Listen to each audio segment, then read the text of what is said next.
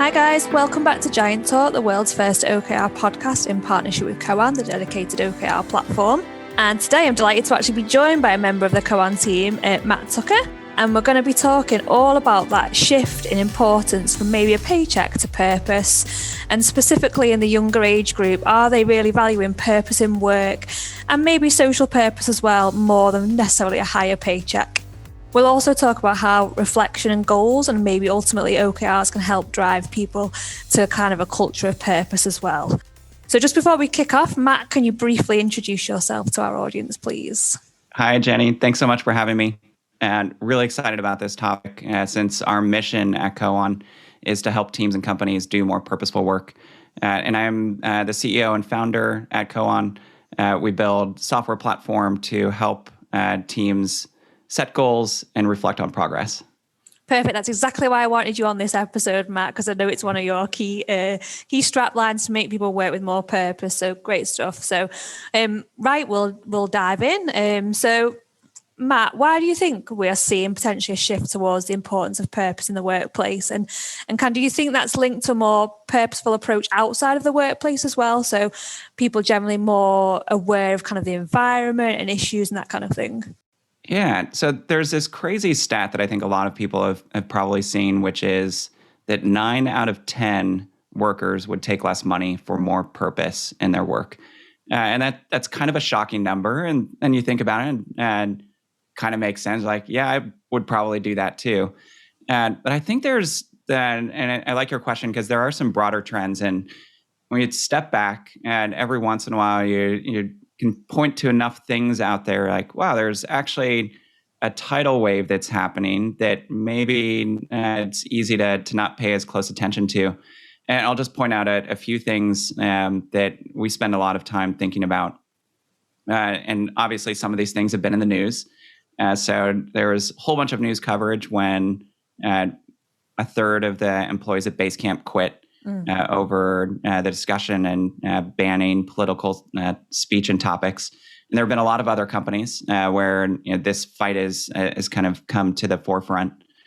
And obviously all that's part of a broader conversation around a very deep reckoning around how hostile, frankly, we've created our work environments over time for women and minorities. And what are we going to do about it?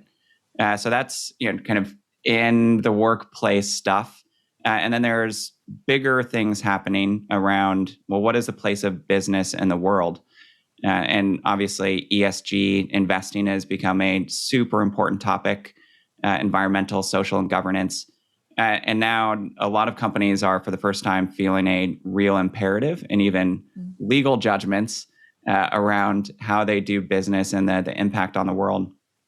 And even things like in 2019, 181 CEOs came together and signed a letter that was actually kind of important, stating that, hey, our businesses are here to actually do more than just drive profit for shareholders. Yeah. And we have to think about what all that means.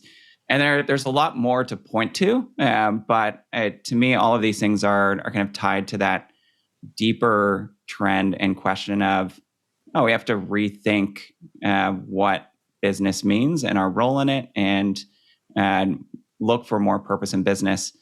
And maybe to kind of step back and as we think about it, and I think it might come down to two things.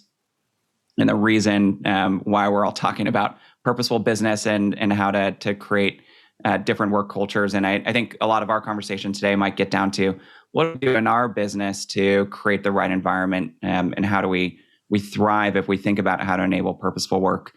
But two things I think really driving this. One is there are just some big problems in the world that can really only be solved if business is a part of the solution, whether it's climate change or social justice changes. And in many cases, employees are demanding that those changes be made, and in many other cases, it's customers. So that's driving a real impetus for having this conversation. And then the other piece, and certainly the pandemic has been part of this, is our relationship with work is just different than it was a few decades ago. Technology is part of it, but work is a lot more integrated into our personal lives. whether because it's the fact that we're working at home. And you and I were just chatting. You're actually in an office today, which is crazy. I'm here at my home office. So, there's even where we work, but also the fact that our schedule is more flexible. We might be doing an errand or caring for a child 1 minute and then be in a meeting the next. And so all of that is causing us to rethink, hey, my life is my work.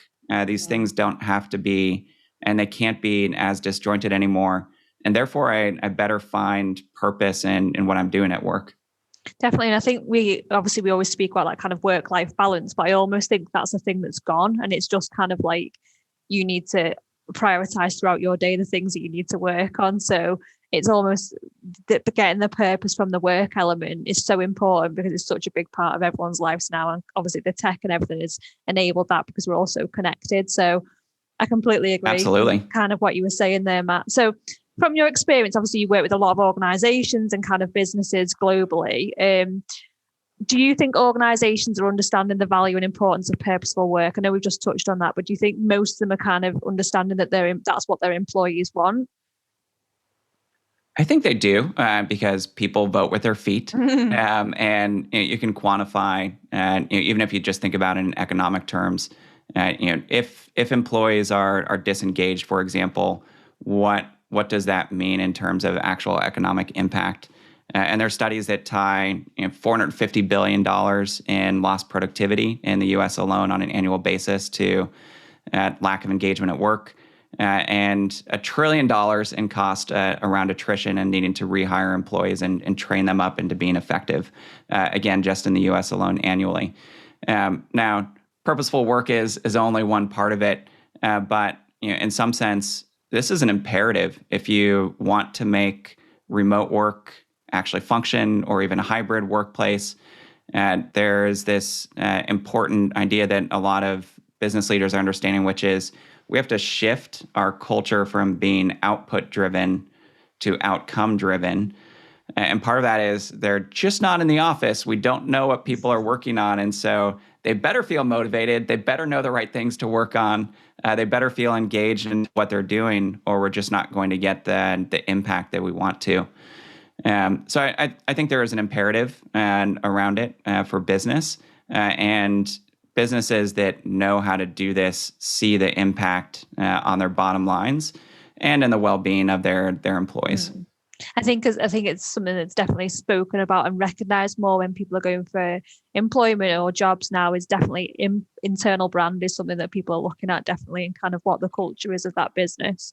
And I think, like we mentioned from the very off of this podcast episode, I think it's something that's almost becoming as high up, if not more important than what the figure is on the salary of that job description. So I think they've got to recognize how important it is, really. Exactly. So when it comes to creating an environment where people understand their purpose, are there any kind of key steps that need to be taken in your kind of experience? Yeah, and it's easy for this to sound as like a big abstract thing, like, oh, we just need an amazing mission. Maybe all of our businesses need to be here to cure cancer. And that's not what this is. There is nuance and there are a lot of pieces to it. But we spent some time at Coan thinking through what we call the hierarchy of working with purpose, which kind of breaks this down into a set of levels. And it's not that complicated. And kind of like Maslow's hierarchy of needs, kind of work up from the bottom. So at the bottom is this idea of prioritized intentional work, which simply means I, as an employee, know what to work on and that I'm working on the most important things.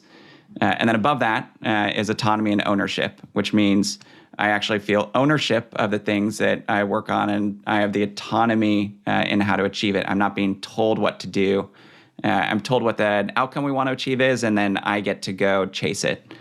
And if you get there, that's great. That's a way better place, just those first two steps of the hierarchy than, unfortunately, a lot of employees exist in. But then, above that is this idea of connectedness and alignment. So I know that I'm not only working on the right things and I have ownership and autonomy, but I also know how my work is connected to the greater whole, whether that's cross-functionally with the teams around me or even, wow, I'm doing something that affects the company in a positive way. That's amazing.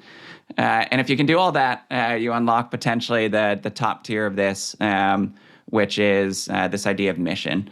And if you are really inspired by your company's mission and adopt it as your own, that's just a whole different level of how you feel about work and your impact and motivation and engagement. Yeah, and I think that kind of mission level, like you say, is I heard someone say something about they speak the language of the system or they speak the language of the brand. And once you kind of that embedded in something, you're almost kind of so bought in, like you say. So all those kind of sorry. No, and I was just going to add, part of, I think, this discussion is you maybe need to actually start at the bottom and work your way up. I think a lot of CEOs, for example, it is a really good idea to think about mission statement and write it down and have some intention around that. But if that's the only thing you do, it's kind of an empty activity. It's, we've written this mission statement, but nobody believes that it's real or that people care about it if you're missing the rest of that hierarchy.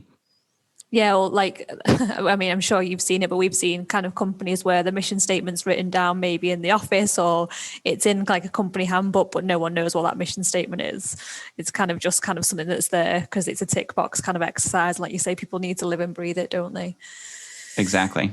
So that kind of hierarchy that we've just spoke about, the kind of route through, I guess that does require a good level of psychological safety. And that's something that more and more organizations are starting to understand, I think. So in terms of your experience, how important would you say the psychologically safe environment is when it comes to working with purpose? Yeah, and it's critical is the short answer. And that this starts to get into, well, what do we do down at the team level to actually make purposeful work real and happen? And I think thinking about what's happening down at the team level is kind of the secret of this whole thing. Your relationship with your teammates, like your direct coworkers and your manager or your boss, and all sorts of studies tell us that is what drives your engagement and your feeling of well-being at work more than almost anything else. And if you want to create a purposeful work environment, if you don't get it right down at the team level, then none of the rest of it's going to work very well.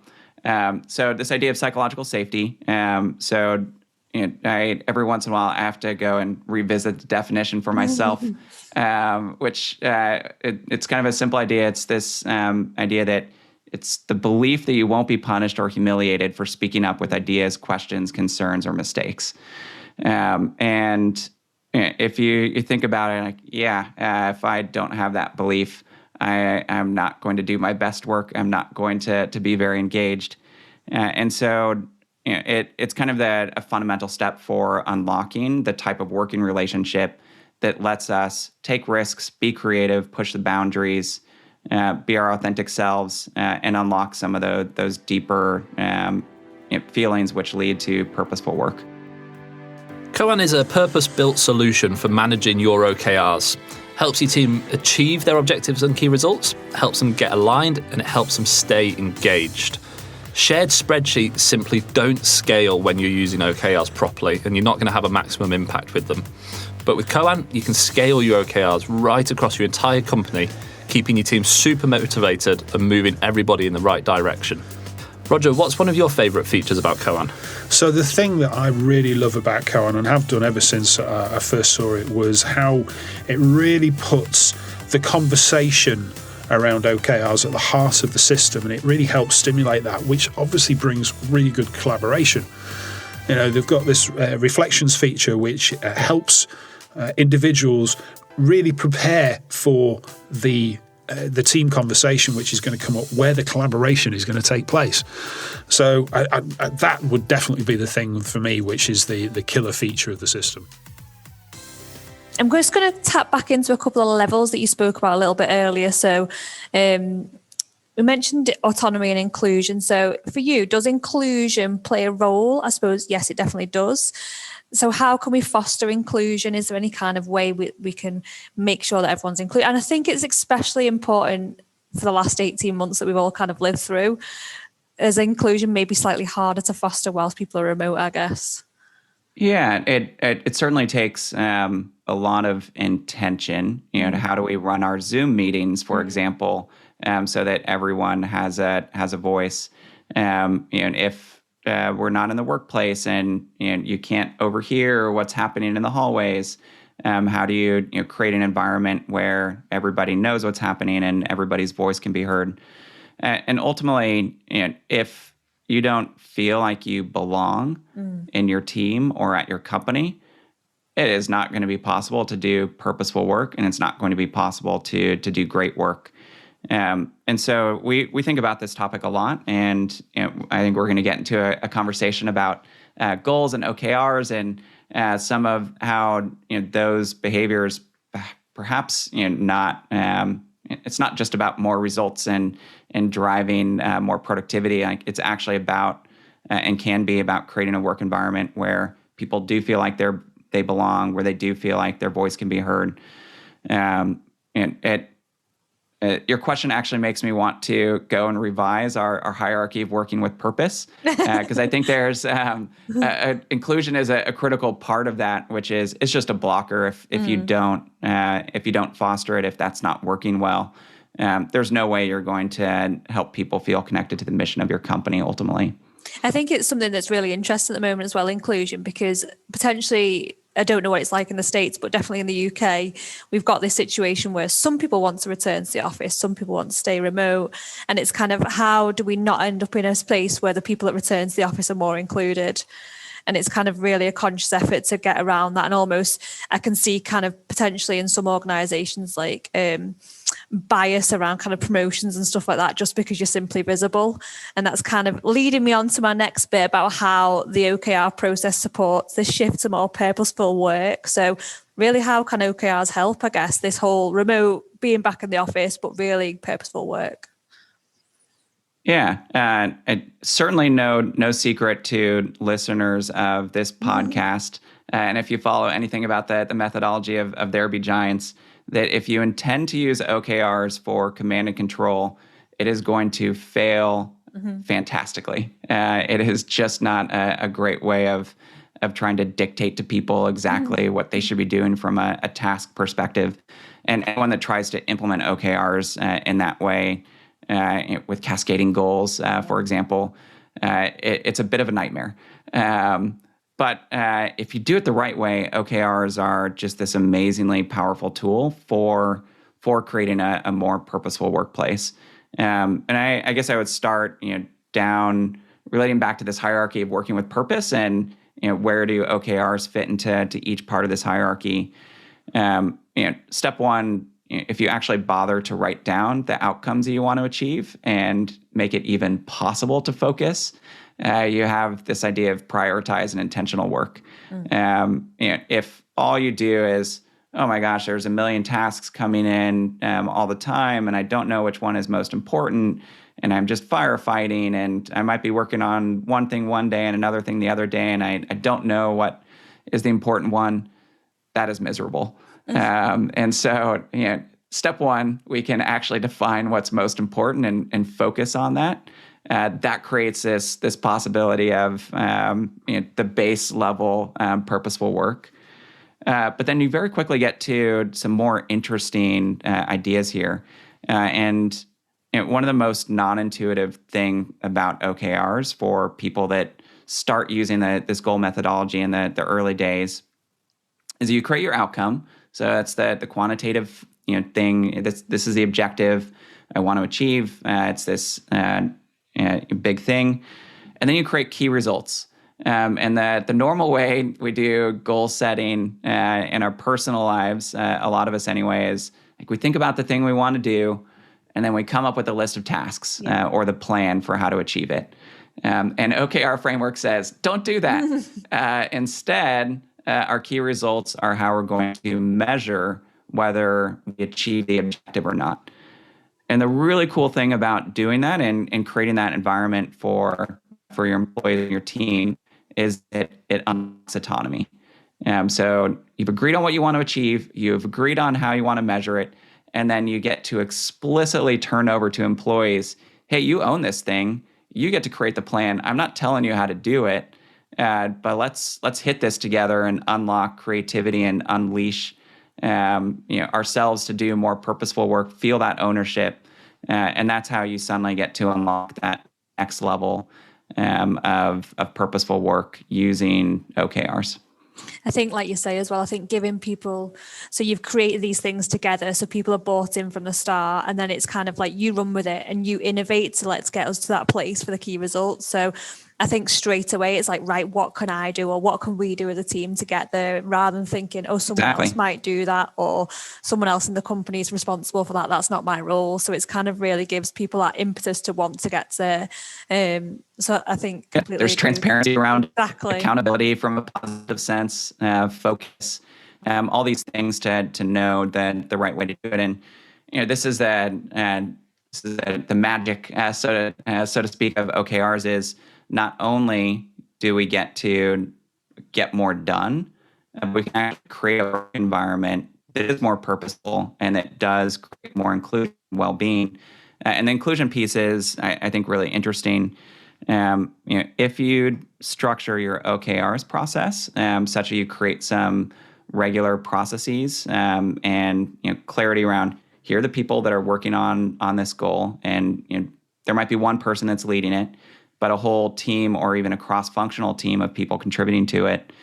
If you explicitly ask for their opinion and input on the goal and make them be part of it, that's a really tangible and cool way to create a more inclusive environment around some of the things that matter the most to the company, which is strategic goals.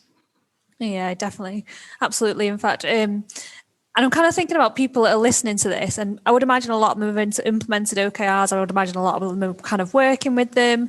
But if someone is listening to this and they haven't implemented OKRs yet, would you suggest to kind of get them on the road to more purposeful work? And would you suggest introducing a cadence of just communication reflection as a good start, rather than kind of just diving in with maybe OKRs straight away?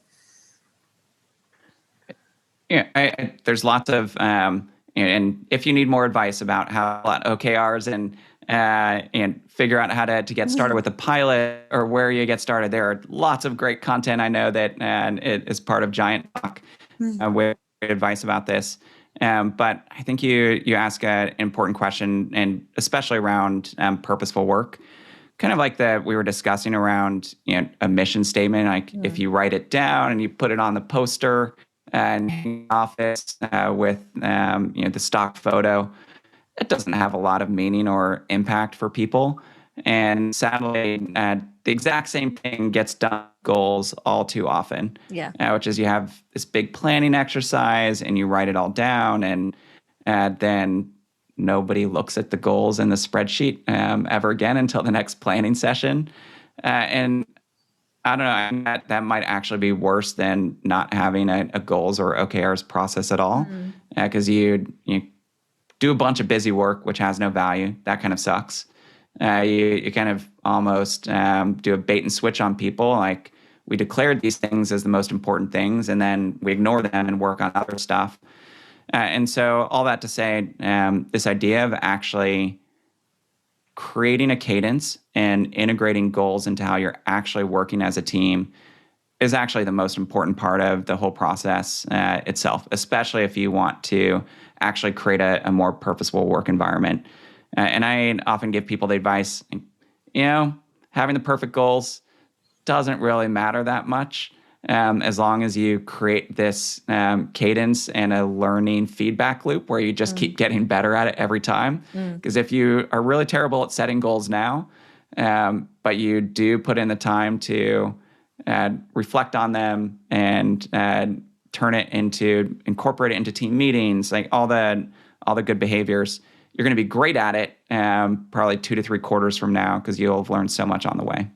Yeah, and I think I mention this phrase in every podcast we do, but it's completely like something we advocate. So they're like test, learn, and adapt. So don't expect to be perfect at something straight away. It's always and it's always evolving and can always get better. So like you say, kind of get into a cadence and then learn from what you did last quarter, and then implement that next quarter, et cetera, et cetera. So definitely something that we over at TVG advocate as well. Exactly. So finally, the last thing I wanted to touch on with you, Matt, was what's the one thing that provides purpose for you every day? I'm not sure if it's a cheesy answer, but it's a true answer. And I would definitely my family. We're lucky enough to have two young children, a 2.5-year-old and a 5-year-old, and seeing the world through their eyes as they discover it and explore it, and getting to be a part of that is just an amazing thing as a parent. Yeah, I completely agree. I was going to add something from my end, but I suppose it's definitely about that wider picture, like you say, the wider world picture, and kind of how what you're doing on a day-to-day basis maybe impacts that to make it better in the future for next generations, etc. So, exactly. Yeah. What impact do we have on the world such that we're perhaps making it slightly better for them? Exactly. Yeah. We're all kind of small parts, but all the small parts come together to make a big impact. So, I think I completely agree with you there. Right, that's come to the end of the episode. I think really useful chat around kind of purposeful work and how OKRs can help there. So thank you for joining me today, Matt. Thanks so much for the opportunity. No problem at all. As always, guys, if you have kind of any feedback on the episode, or we'd love you to leave us a review on any of the podcast platforms. So pop on and find us at Giant Talk, or leave us a comment on our LinkedIn or social channels. And we'll see you next time for another episode of Giant Talk. Thank you very much.